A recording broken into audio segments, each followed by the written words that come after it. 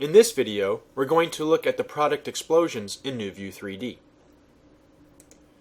Just like with the part isolation and transparency, we have complete control over the zoom and rotation of our product.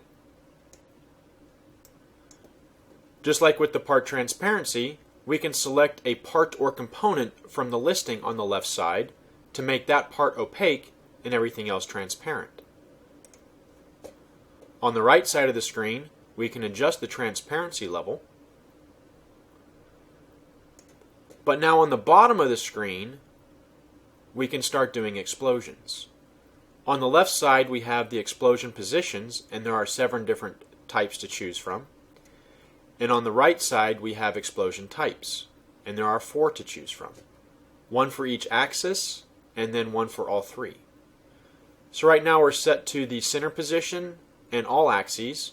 So when I drag the explosion factor, it explodes in all directions from that center point. Let's just go ahead and make everything opaque for now and do that explosion again. Now if we wanted to do this in an automatic fashion so we don't have to constantly be using the mouse to do this, we can turn off the manual override, and now this brings up the automatic explosions. We can adjust the explosion factor. I'm going to go up to about 2, and the explosion duration and set this to about 10.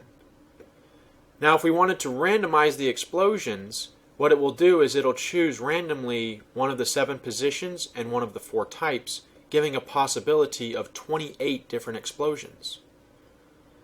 So let's go ahead and randomize it, and when I hit play, it's going to start exploding that product based on one of those positions and types. While it's exploding, we again have complete control over the rotation and zoom of the product. We can hide parts or make them transparent. If you like the explosion at that particular moment, you can always pause it, zoom in, rotate, or whatever to highlight a particular feature. We can resume it. And we also have automatic rotations, so we can turn this on and we can adjust the rotation along all 3 axes. Now that is perfect for trade shows. When you don't want to have the screen being idle on a particular image, it can constantly be running, showing features of that product.